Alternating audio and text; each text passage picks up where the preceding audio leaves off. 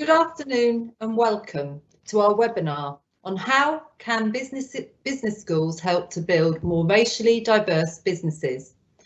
I'm Claire Maguire, Student Experience Manager in the Faculty of Business and Law here at the Open University Business School, and I'm delighted to be your host this afternoon. The death of George Floyd at the hands of white police officers in May 2020 has sparked a summer of protest around the world about injustice faced by Black, Asian and minority ethnic people. Business schools have an important role to play in tackling such injustice because of their role in educating tomorrow's business leaders. Yet, even in 2020, only about 40% of FTSE 250 companies have a director of colour on their boards. In this webinar, we focus on the question of how business schools in general and the Open University Business School in particular can help create more racially diverse businesses. What skills and knowledge should we be teaching our students to challenge the racial status quo? And how do we need to change this as organisations to accompany them on this journey? This afternoon, we welcome three speakers representing three perspectives on this question. Rachel Blackburn is an award-winning OU MBA alumna whose Us to You consultancy works with clients on a range of issues, including diversity and inclusion.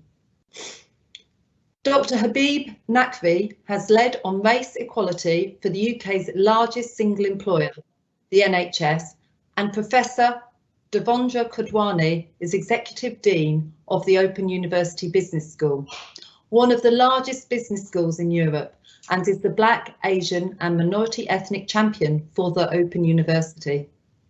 I'll be speaking with each of our guests in turn, and we will conclude with a question and answer session. So please, if you have a question, put it in the Q&A as we go along.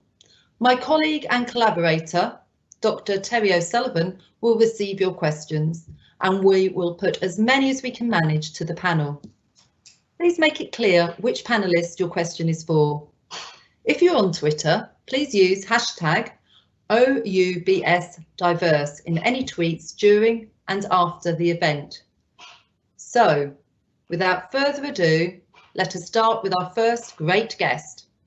Welcome, Rachel Blackburn, Principal, Us to You Consulting, OU MBA alumni. Great, thank you, Claire, and welcome to everyone on the call this afternoon. So I guess in terms of my experience, in terms of working with different organisations around diversity and inclusion, I've been doing this kind of thing for the last 20 or so years around equality of opportunity, diversity and inclusion. However, I guess it's recognising that this year the agenda has changed significantly. And I guess one of the things that I've had to do in terms of my experience and research is to learn more about the latest vocabulary, language, etc., and the issues that we need to be able to talk about and to tackle in line with this latest agenda as Claire's outlined. For example, things like, all this new language. What does it mean to understand white privilege? What does it mean to really understand unconscious and conscious bias? What does it mean to understand the difference between being non-racist and being anti-racist? And these are things which I think we recognise are part of the leadership development toolkit these days, part of understanding culture and getting the right culture in our businesses and organisations. However, I think we understand as well this kind of conversation can often lead to difficult, uncomfortable conversations. Yep. But I suppose if we look at the theory as taught to us by organisations such as the Open University, we can't actually achieve positive change in organisations unless we get out of our comfort zone. So I guess we have to have those uncomfortable conversations sometimes. I think also from my experience, storytelling is a really powerful way to help people to understand the issues and open up the dialogue and conversation. And so I think from attending a number of conferences recently, I think storytelling, we have to recognise that getting people to talk about their own past experiences is a good way for people to learn. So in conclusion to my first part today, I think I'd like to finish with some do's and don'ts. And actually, I'm going to start with the don't bit first. I think my experience in the last few months has taught me probably best not to just start with a survey as we go forward to try and find out what the issues are. My experience has been, if we just start with a survey and say to people, without any previous dialogue, what do you think about this agenda? Everyone agrees it's important, but probably get feedback like all lives matter, or we're making our best efforts, etc. That's been my experience. So we don't start with just a survey to understand what the issues are. Probably on the do side, at the moment, I'm finding it's better to have conversations in certain relevant groups to actually start the ball rolling and educate people around and get people to do their own kind of research around these sort of things.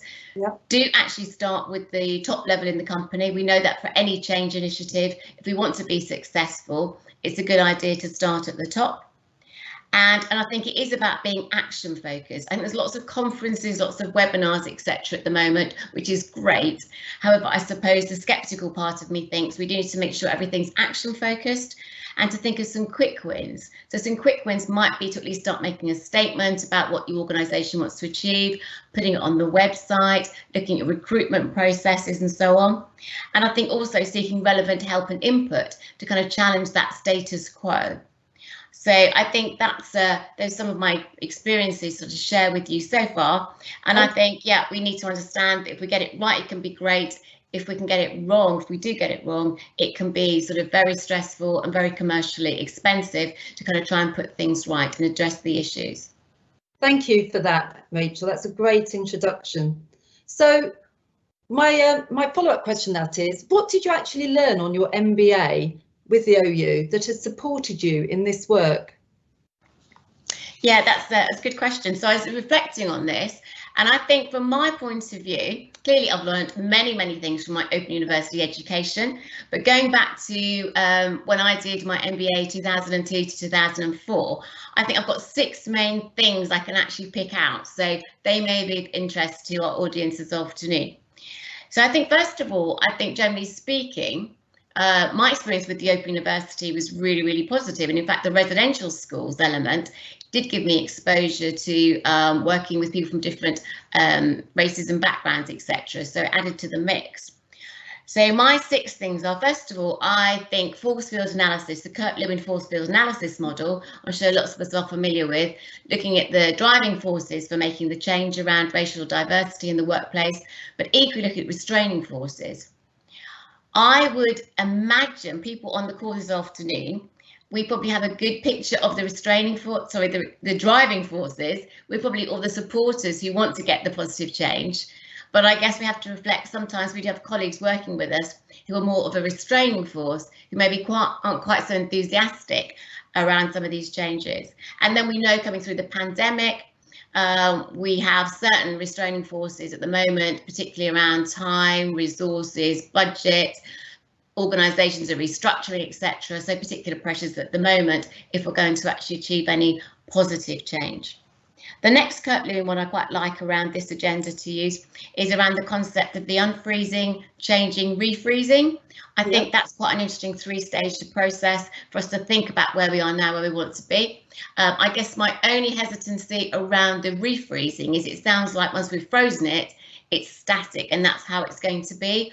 Whereas I think we've seen with the language, with the agenda changing, I think we need to be open to the fact it's a continuous improvement process that we're actually working through in our different organisations.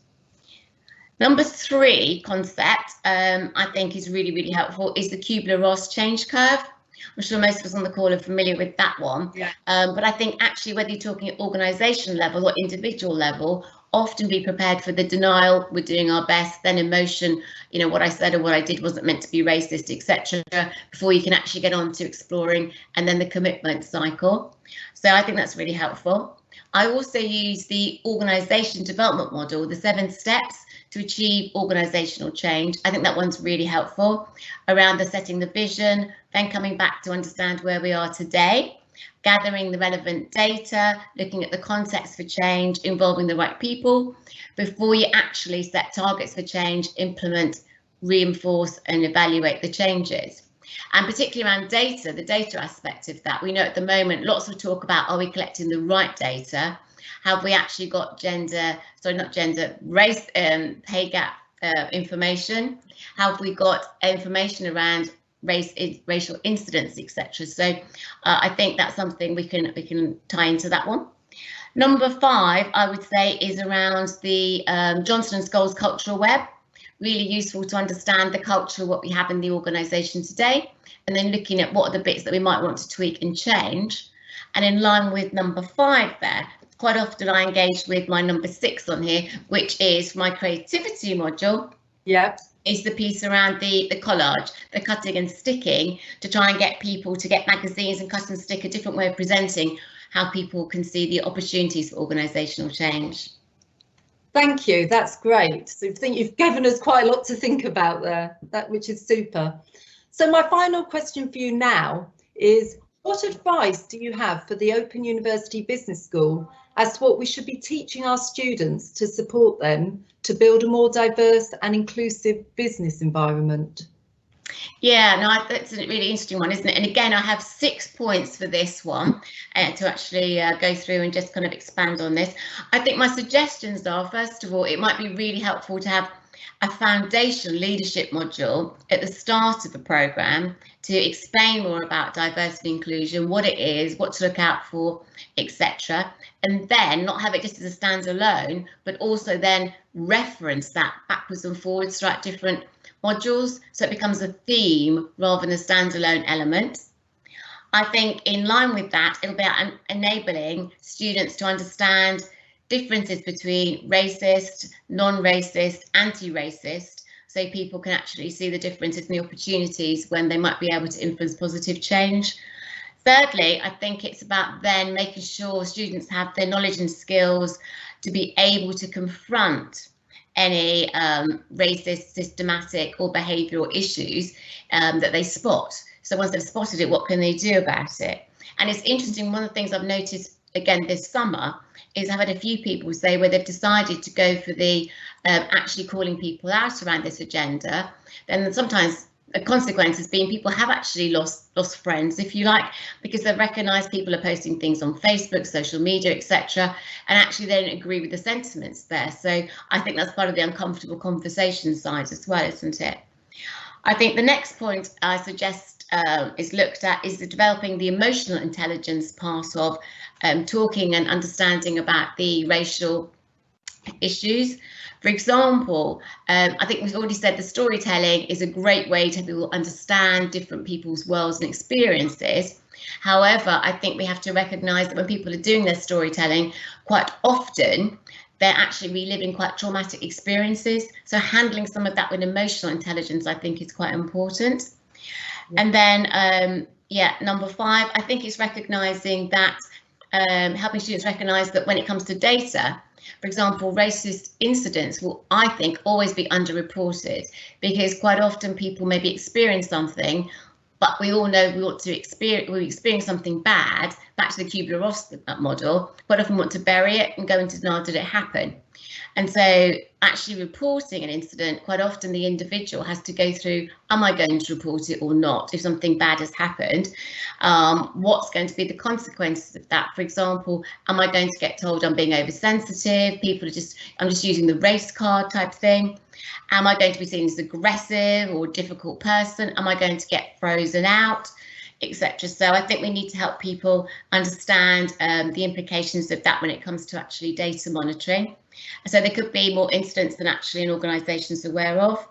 And finally, number 6, my point would be, whatever we do, it's about keeping it going. Okay, lots of talk at the moment around, is this a moment or a movement to talk about all this stuff? I guess the challenge is making it a movement, not just a moment. Yes, indeed. Thank you for that, Rachel. I think there's some excellent points there. I particularly like the way you've really highlighted that issue, that if you are experience these traumas, that reliving it and reporting it can be tricky and difficult. So therefore, it's not blaming the victims. So yeah. Thank you for that. So I'll now go to my second guest, Professor Devendra Kodwani, Executive Dean of the Faculty of Business and Law. So welcome, Dev. And yeah, happy to be here. Excellent. My first question for you would be, would you share with us how the Open University is addressing diversity as an organisation? Yeah, I think that's a good question, Claire. We are a large organisation. As people may know, we have close to 4,500 full-time employees and our associate lecturers about same number. So we are nearly 10,000 employee organization. And it's quite important that that we are fully behind this agenda of equality on all dimensions. I'll briefly talk about race equality matters, that how we as an organization are seized off this issue and what we are doing. Just will refer back to the point that Rachel made regarding starting at the top. The tone has to be set at the top. So our new Vice Chancellor, who joined actually in October last year in 2019, came and took a view that we needed a consolidated approach, bottom up and top down, to address the race-related equality matters. And he put money behind his thought by appointing a separate dean for equality, diversity, and inclusion, Professor Marcia Wilson, who incidentally has joined only yesterday, Open University. So I'm looking forward to work with Marcia, who brings with her tremendous experience of having made positive difference to the race equality in the previous institutions that she has worked. I have had my own small part to play in the Open University's equality agenda as a race equality champion. And since I became executive dean, I have been trying to raise the bar in the university about attention that the matter should get. We worked on the race equality charter application last year. I was chair of that group, and that opened up a lot of my eyes to the issues from the perspective of BAME colleagues as well as white colleagues, because I grew up in India and have personal background of some of these difficulties that one faces. But I've been fortunate to make education as my way of coming out of the challenges. But as an organization, I'm very, very sensitive to the matter. So we are working in the organization to develop systematic approach to race equality matters and eventually apply for race equality charter. There is a lot of work going on in the university to create the awareness. We have a very strong BME network of colleagues from all strata of the organization who are participating in various activities in the university. And I'll say a little more in a minute about a couple of other strategies, but that's the general approach that we are setting the top tone from the top. I am a member of the Vice Chancellor's Executive, and I know all my colleagues on the Vice Chancellor's Executive are fully committed and behind, and we will not shy away from acknowledging where we have issues, because the beginning has to be acknowledging and recognizing there are issues, and then you start addressing them systematically. Thank you, Deb. That sounds great. That's a good start. So moving from the wider organisation to the business school, what are we doing in this area to make ourselves more inclusive and effective at helping build more racially diverse business organisations? Yeah, I'll make maybe four related, interrelated comments. So again, as I said, we are being systematic about the whole issue about equality, diversity, and inclusion. So we have, for the students, we have access participation strategy, which is, we want to make sure that the way we teach, the way we design, the way we support students, it itself should be a very inclusive process, that our students, which is very diverse body of students, and we have large number of students. So that takes a lot of work internally in the university to make sure that our strategy that we have to improve the equality outcomes for all our students needs to be embedded within the schools and faculties so that staff are, first of all, aware that the diversity of the students we have, we are sharing, we're collecting and sharing information about kind of challenges that our students face from diverse backgrounds. And it starts with that and then informs the learning design and everything that happens after that. So that is the strategy being implemented quite systematically right across our teaching programs, sensitizing the staff members, development of the staff where necessary, and so on. In the business school, we are also signatory to what's called Principles of Responsible Management Education. Again, here, our approach is we are, as you rightly said, Claire, that as business school, we are working with students who will become leaders in their own right, in their own profession. So we want to make sure that we don't miss that opportunity to bring this matter to their attention in an organized and systematic, but also very respectful and sensitive way. Because we don't want to be pointing fingers. It's very difficult as an organization that is in education. We have to be very careful in how we approach these matters and what kind of expectations we build into our curriculum. Okay, thank you. Ooh. Yeah. I'd like to move on now to how will what we teach and research change in order to support the business leaders of the future in creating more racially diverse businesses? Yeah, I mean, there are two ways. One is to come out with specific targeted programs on, BAM leadership that supports participants from specific categories. So we are working on one such idea of Black Leaders Empowerment Program. And also we are doing a lot of research in this area. I have colleagues working on research in that area. The other thing you can do is to make sure that the curriculum itself is inclusive.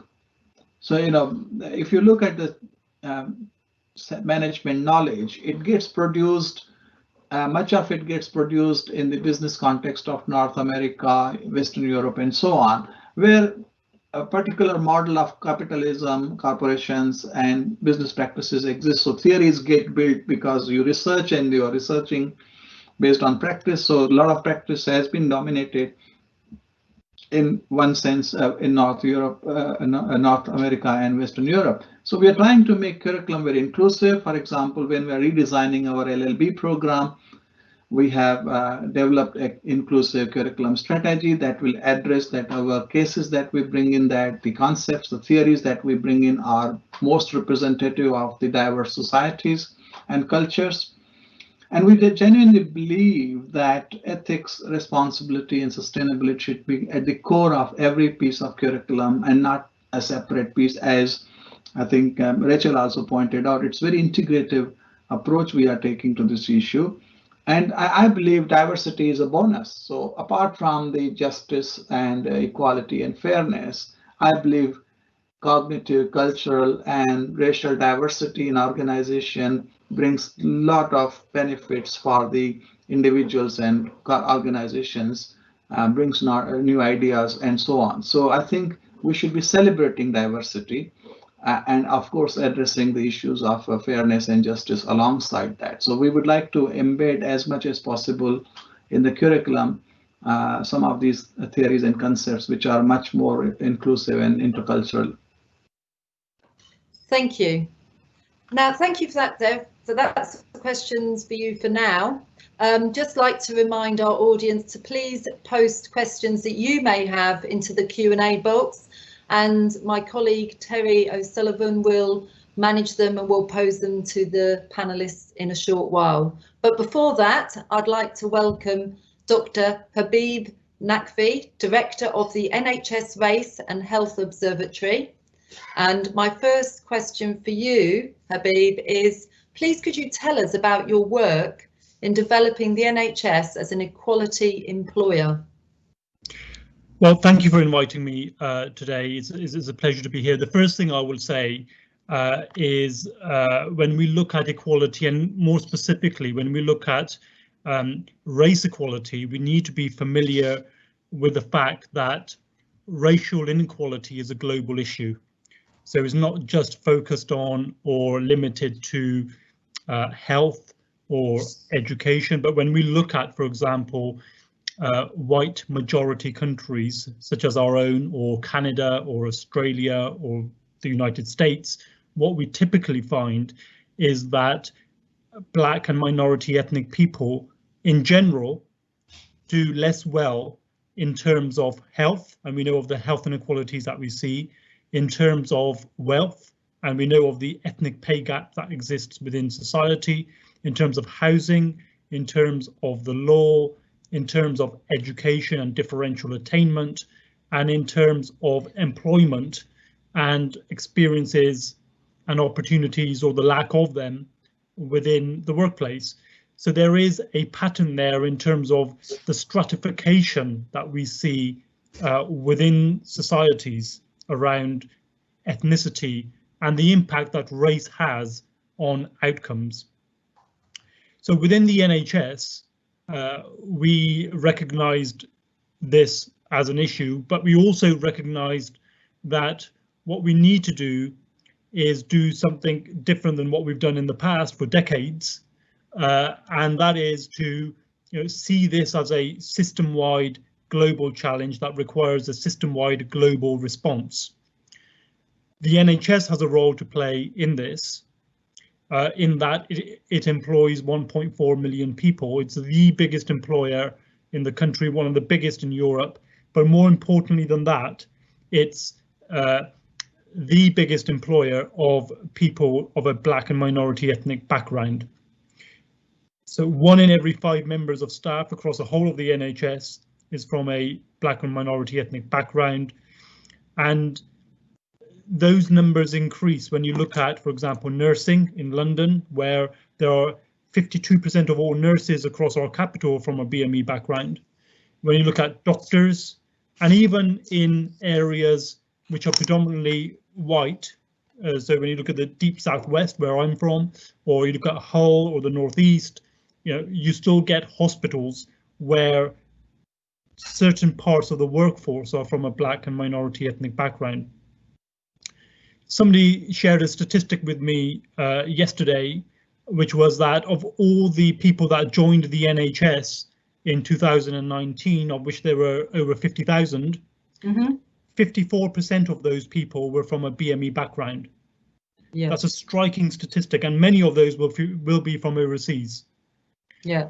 And so this is an issue, this is an agenda that isn't going to go away. It's an agenda that we have to tackle head on in terms of closing down the gaps in the differences we see between our Black and minority ethnic people and their outcomes, and the majority white population and their outcomes within society. So that's something that we've been focusing on, or the NHS has been focusing on specifically through something called the Workforce Race Equality Standard, which in essence is about looking at collecting data so that we know where we are as individual organisations, setting action plans that are robust so that we know where we need to be and how we're going to get there over time. And much of the action is around making sure that we focus on evidence-based interventions in relation to what works on this agenda, and not making or kind of scoring own goals that we've done in the past as to what doesn't work. Thank you. Thank you for that, Habib. What I'd like to focus on is your Workforce Race Equality Standard, which is, as you've said, committed to diversity and racial inclusion. What skills and dispositions do you look for in future leaders that you recruit from business schools?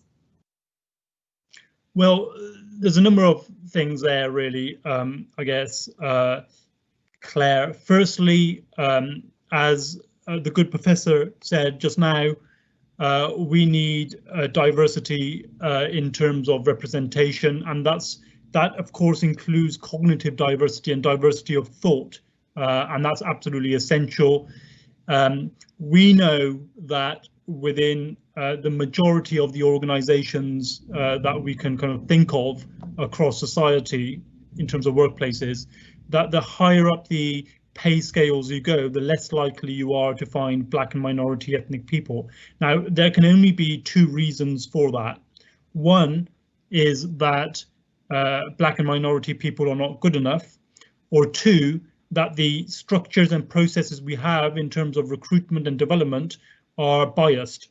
And I'd like to think it's the latter and not the former. So there is something here about looking at developing and evolving our policies and structures in a way that will make them more inclusive going forward. So that's one thing. The second thing is that within the people that we would like to see within the workplace, I think there are a number of things that we need in terms of characteristics. Right at the top needs to be demonstrable leadership. Yeah. And that demonstrable leadership needs to focus upon compassionate leadership and compassionate cultures within organizations.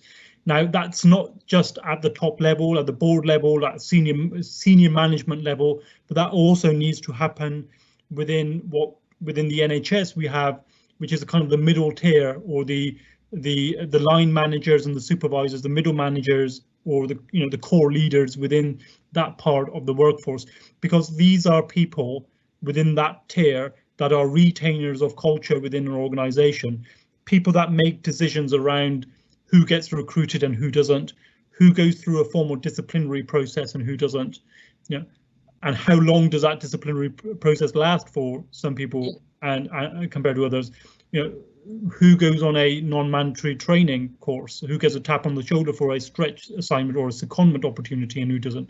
So we really need to kind of filter down the good values and the principles and the demonstrable leadership that we have at the top right through the organization. Alongside that, what we need is data-driven accountability around this. So people are held to account for the decisions that they make, and of course the decisions that they do not make, so that we've got real kind of accountability, both external and within the NHS. We have something called the Care Quality Commission, which is our regulator. I know higher education has its own regulator, but racial equality needs to be at the heart of regulation. We cannot expect an organization to be leading, or having people, leaders within organizations, I guess, that are only leading for some part of the workforce and not for the whole of the workforce. And that needs to be absolutely regulated. And then the final point is the cultural transformation we need to see, because it's all good having more Black and minority ethnic people at senior levels within organizations, but if the culture of an organization is not ready for them, then that's going to cause an issue. And we need compassionate, inclusive cultures within all organizations in order to move forward and shift the dial of racial inequality within society. Thank you. I particularly like your point you made, Habib, about it's not about reshaping Black, Asian and minority ethnic people. It's about trying to reshape the culture they're working in organisations. So before we move on to Habib's final question in this part, please remember, audience, to put any questions that are coming to mind to you into the chat box so Terry can have a look at them and pass them on to the panel. So, Habib, my final question for you for now is, what advice can you offer business schools as what they ought to be doing in this space and why? Well, I think business schools need to be tackling some of those difficult conversations and discussions that they need to have amongst themselves as senior leaders, as leaders of business schools.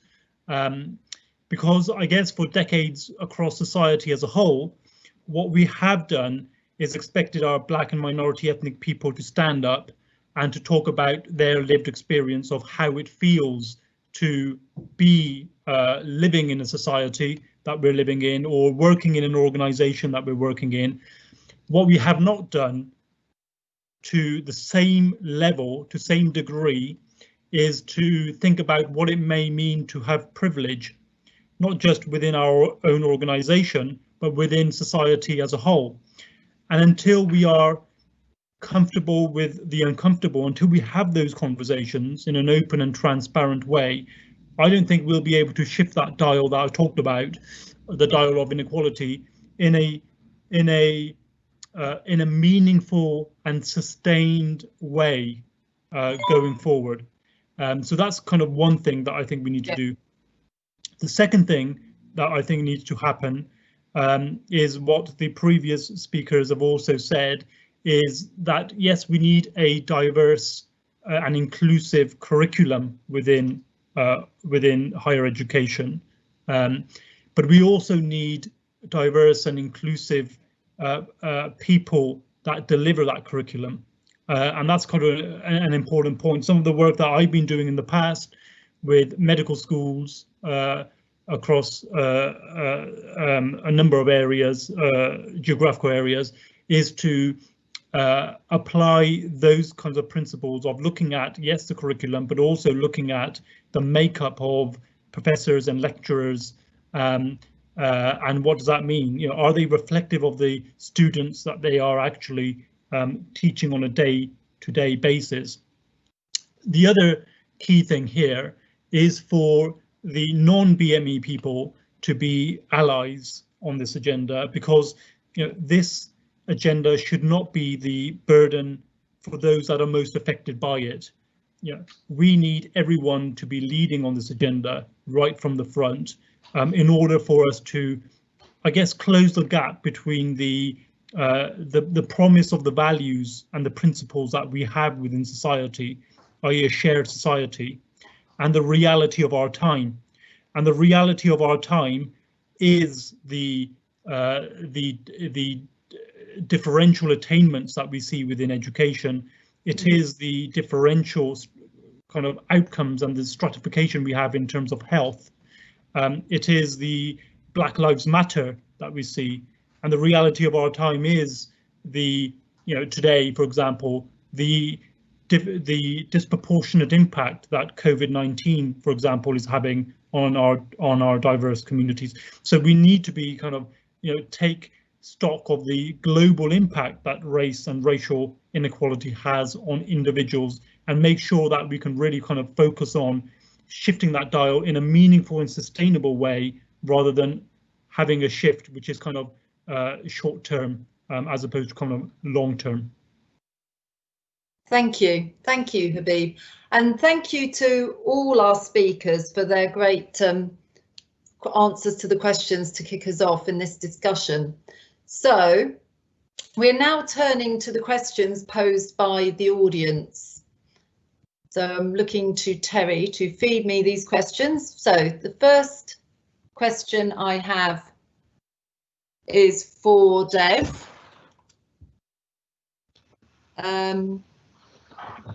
Yeah, I've seen that question, Claire. I can I'll read it out to the audience. Open university students are really busy, usually holding down jobs and juggling various commitments, as well as studying for qualifications. How can we get them excited about us as a business, about it as a business issue, rather than turning it into one more box to tick? Yeah, I think that's a very important question and very serious question, in my opinion, because the last thing I would like to see us to be doing a box ticking exercise on these issues. If we did that, we would have failed our fellow citizens and our students. So I would rather like to do less, but in more depth and engaging way that it does make difference in the practice. Our vision and mission as a school is to make difference to practice through what students learn through the business school curriculum. So if we did a box ticking, no, that's not what I would like to see. I think it is, that's why I said it has to be embedded within the curriculum rather than add one module or a topic or something. It has to be part of the way we design materials. For example, quite often when we teach finance, we assume free market, kind of capital market dominated financial system, and because most of the theories are written based on the studies of these things. So you don't have much perspective on what economics or finance means in Africa, or how does a business, I had done research on corporate governance, for example. in Africa. And I find quite fascinating peculiarities which we assume in theory they are similar. So fact that some of the theories make assumptions about the context in which theory is applied, those assumptions are not true globally. As Habib said, this is a global phenomenon. So I would like us to be embedding the issues of equality in the curriculum by bringing in different diverse theoretical and conceptual perspectives so that people can relate to it. I still remember that one of our faculties designed a module on global health, and there were still a lot of examples from NHS. But if you are teaching global health, your audience is from all around the world, we should be choosing examples which are more representative of diverse world we live in. So answer is it should not be box ticking, and we should not be having a separate piece to say here is our way of addressing equality issue. No, I would rather like us to be taking a longer, more difficult route of embedding and finding those theoretical and conceptual frameworks which relate to the diversity of the world we live in. Thank you, Dev. So moving on from that, I've got a quick question for Rachel, our first speaker today. Rachel, how long do you tend to have to work with clients before you see a positive difference in diversity practice? So that's a really interesting question. And I suppose my initial thought is, it could be any amount of time.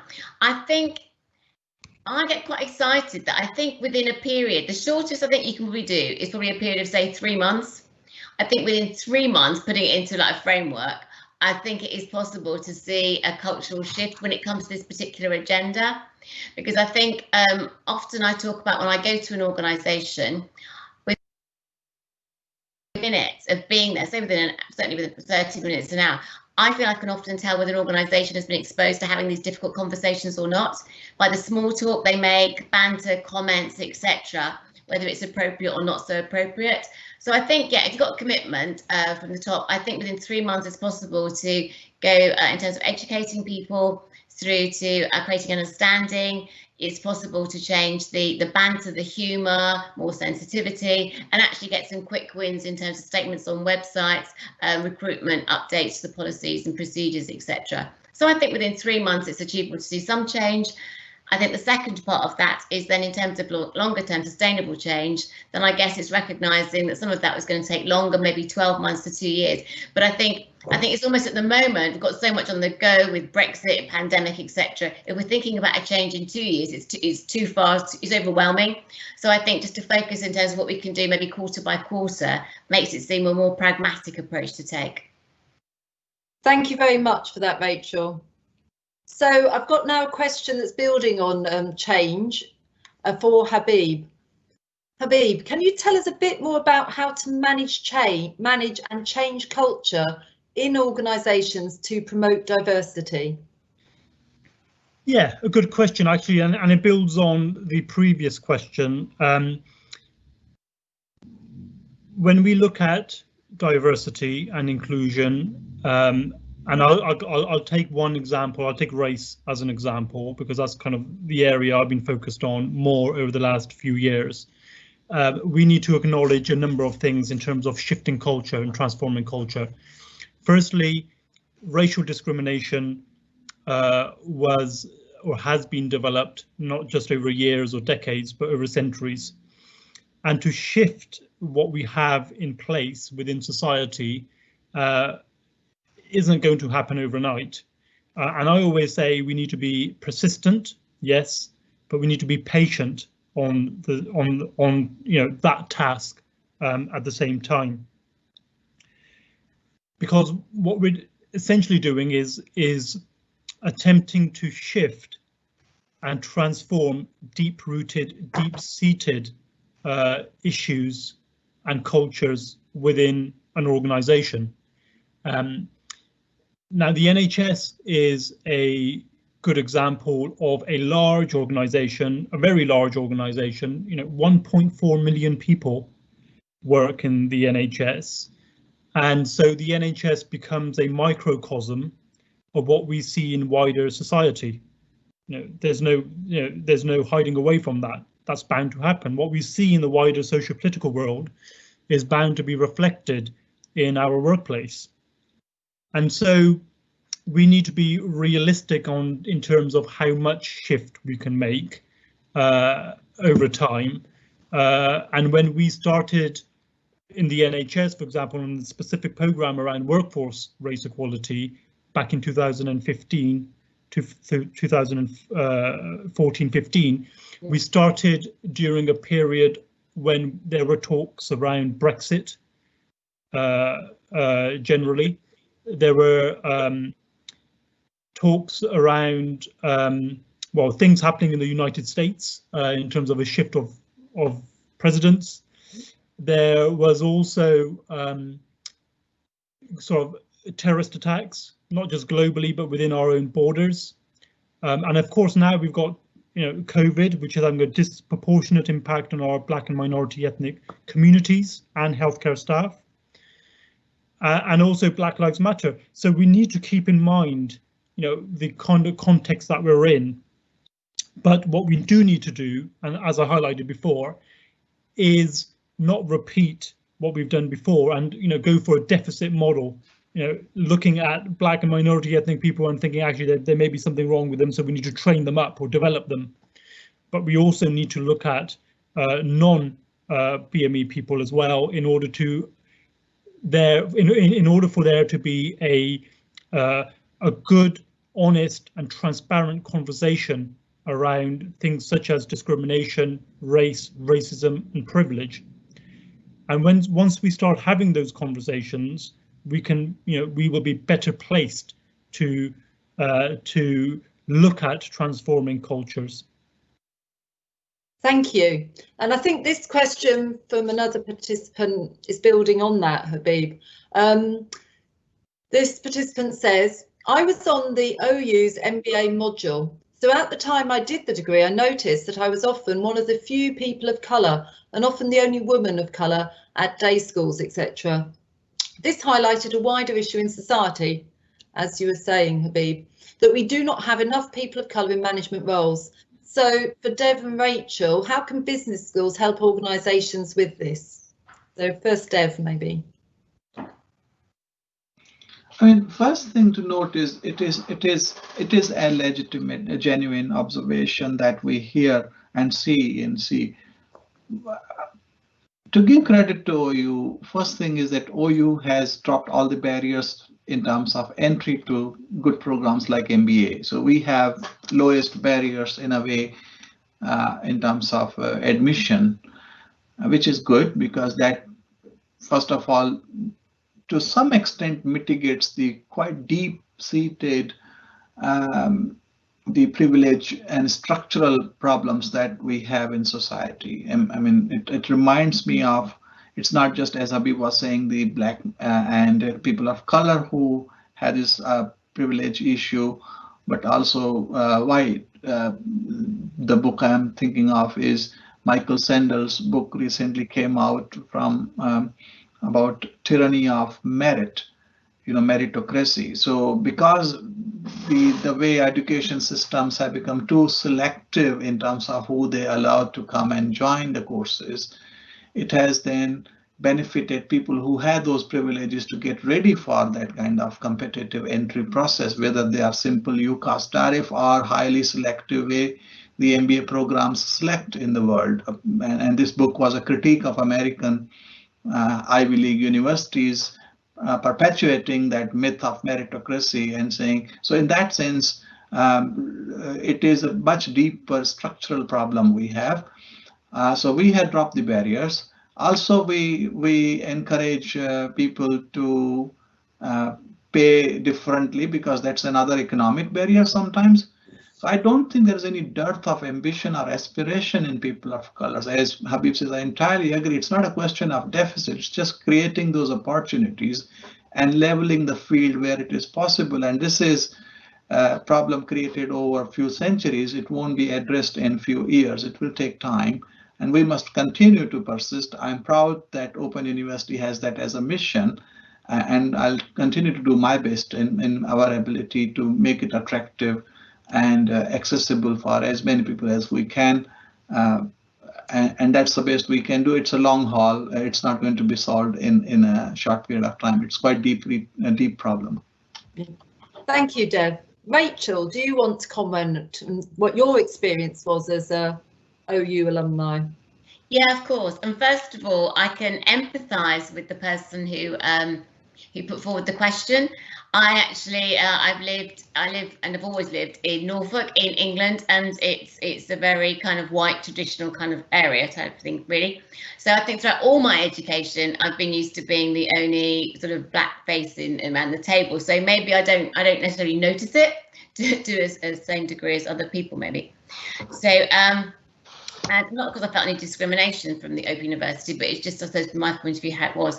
I think in terms of actually what the business school can do to help, I think first of all, as we said earlier on, it's making sure that students are educated to know what good practice looks like. So what does good look like? Understand some of those barriers, the driving forces, restraining forces, etc. So at least those people will spot what can be done differently when they go back to their organisations that they're working with. So I think being able to spot there's a gap between the ideal and the actual. Is it a behavioural thing? Is it a systematic process thing? Is it an interview question thing? Getting actually down to the nuts and bolts, if you like, in terms of where is it going wrong, what the blockages actually are. And then I think once they've identified that with their good analytical skills, then I think it's got to be making sure that the business school has equipped each student with the right sort of influencing skills, change management skills, to be able to influence and talk to the right people and change. The last couple of days, it's been the CBI, the Confederation of British Industries Diversity Inclusion Conference. One of the points that came up in that conference in the last couple of days has been saying that at the moment, certainly as far as the UK is concerned, and I haven't researched into this, I'm just repeating what I've heard, but they actually made an interesting point saying that a lot of people who specialise in diversity and inclusion do not actually have the change management ability to be able to make a difference and influence positive change. So that, I think, for me, just sums up, we need to make sure that people who are passionate about this have now actually got the skills and they're able to engage and influence, use the different tools and techniques to be able not just to get frustrated about things, but use that energy to make a positive difference. Thank you, Rachel. That's a really good point. So it's not just getting frustrated, it's actually having the ability to implement change. Great. Potentially it could be my last question, but this is for everyone on the panel. I'll probably go to Habib first. When tackling one area of diversity, such as ethnic diversity, are there incremental gains made for other minority groups, or are there discrete programmes required? So I think it's looking at incremental gains, or do we need discrete programmes required to address such gaps for ethnic diversity? Habib, what's your experience in the NHS? Yeah, well, the first thing I'll say is that when we look at protected characteristics given protection under the Equality Act, then every one of us on this call will have a minimum of 5 protected characteristics. And so we need to keep that point in mind in terms of intersectionality.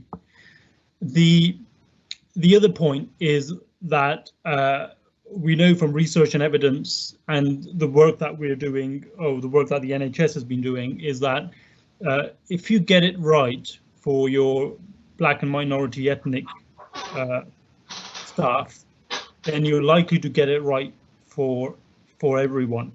Now there's kind of a number of footnotes to that. The first one is, where does that evidence come from? Well, the work done by people like Professor Jeremy Dawson at the Aston Business School, who looked at, for example, staff engagement within the NHS, wasn't really looking at the ethnicity cut in his data, but what he did and does conclude in his report is that the way an organisation treats its minority staff is a good barometer for the overall culture of care within an organisation, and that covers everyone. So that's kind of the first point.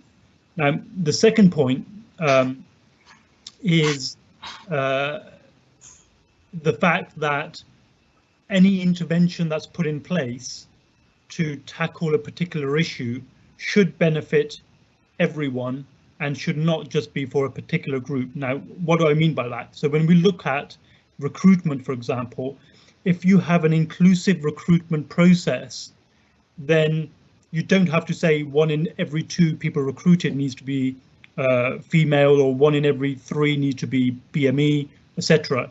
But because that process will be inclusive in the nature it's designed and processed and operated, you will get naturally, you should get an output that is diverse and benefits everyone. Now, that goes back to the Equality Act, that goes back to fostering good relations between groups, and the way that that's communicated out should be communicated in a way that nobody feels left out.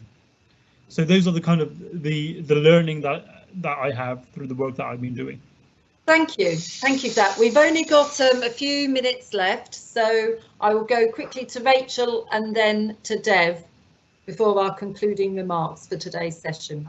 Rachel. Yeah, and actually, I think I completely agree with what Habib was saying there. I think you're right. I think as soon as you get into this understanding intersectionality, understanding the conscious versus unconscious bias, a lot of these principles you can look at, whether it's race, disability, whichever protected characteristics you want to be starting to look at. I think one thing should feed into another. And again, taking a purely pragmatic approach, I think a way to join everything up at the moment is actually taking advantage of the fact that every week is probably a different week, whether it's Mental Health Awareness Week or Racial Awareness Week or whatever. I think getting that baseline awareness and then using the special days and weeks to carry the dialogue going, that's a very practical, pragmatic way, because you've got these bleeps coming up saying, don't forget to bolt on this and don't forget to bolt on that. That's the way that organisations can actually keep the dialogue going. So I will say that we recognize those very important points about intersectionality, and that's why this question is not easy to answer, because one will have impact on other. I would say that 2 things will happen, even if you are addressing one aspect like ethnic diversity. One is that it creates an organizational infrastructure to better understand issues of diversity and equality. So whether it's compiling the evidence, putting in place the reporting structure, making sure that people have it in front of them, whatever kind of category they are looking at. So it organizes and creates an infrastructure and reporting mechanism, which is going to benefit whichever category then you try to tackle later on. Second thing it does is it builds the culture of accountability and thereby encourages staff to come forward with a lot of issues. It has been my experience that when people feel supported, that there is a will to have a dialogue, to have a discussion and address some of the issues, people will come out and talk about it. So it creates a supportive, inclusive culture, which then makes it easier in the subsequent stages to implement the equality agenda in a way that is, practiced with a lot of authenticity and concern for people in the organization. So for me, those are the 2 benefits. Even if you tackle one category, you will set up infrastructure and you will start the ball rolling for creating a culture within the organization, which becomes much more enabling to deal with some of these challenges. Thank you, Dev, and thank you very much to all our 3 great speakers. And thank you to the many people who have joined us from all over the world for this webinar. I think we've heard some great hints and tips and some really interesting discussion about how we can help to support and create more racially diverse businesses. Before we finish, I would like to pose one question. What difference has this conversation made to you and to us going forward? Please reflect and use hashtag OUBS diverse to continue the conversation. And I'd like to say that we're more than happy to revisit this in 2021. So thank you all.